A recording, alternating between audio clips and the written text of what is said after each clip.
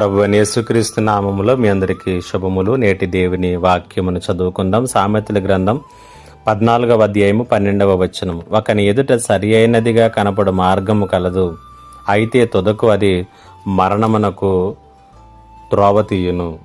ఒక సేవకుడు రెండు వేరు జీవిత మార్గాలను ఎంచుకుని మరణానికి చేరువగా ఉన్నటువంటి ఇద్దరు వ్యక్తులను సందర్శించడానికి వెళ్ళవలసి వచ్చిందట. వారిలో ఒక ఆమె స్త్రీ.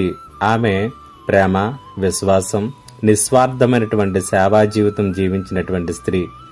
ఆమె మరణమునకు చేరువలో ఉన్నప్పుడు ఆమె మంచం చుట్టూ కుటుంబ సభ్యులు, సంఘ విశ్వాసులు, ఆమె ప్రేమను పొందుకున్నటువంటి వారందరూ కూడా చుట్టూ కూడుకుని ఉన్నారు. ఆరాధన చేస్తున్నారు, ప్రార్థనలు చేస్తున్నారు, నిరీక్షణతో ఆ గదిని నింపేశారు. రెండవ వ్యక్తి కఠినమైనటువంటి హృదయం, కఠినమైనటువంటి జీవితంతో జీవించినటువంటి వ్యక్తి.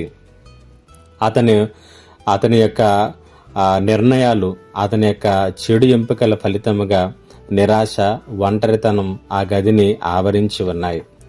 సామెతల గ్రంథకర్త అంటున్నాడు 14వ అధ్యాయము 12వ వచనములో, ఒకని ఎదుట ఎప్పుడూ కూడా సరి అయినదిగా కనపడేటటువంటి మార్గాలు కనపడతా ఉంటాయంట, కానీ తుదకు అవి మరణానికి త్రోవ తీయవచ్చు అనేటువంటి విషయాన్ని తెలియచేస్తున్నాడు.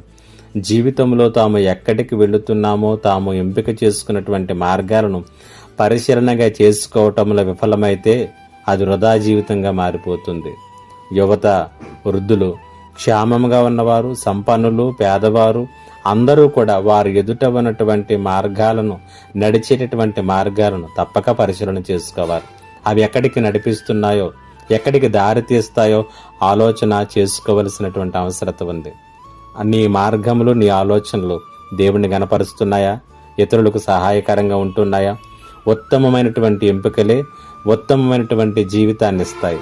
ఉత్తమమైనటువంటి ఎంపికలకు అవసరమైనటువంటి జ్ఞానము దేవుడు మాత్రమే ఇవ్వగలడు. కాబట్టి అటువంటి దేవుణ్ణి చేరి దైవ జ్ఞానముతో ఉత్తమమైనటువంటి ఎంపికలు చేసుకుందాం.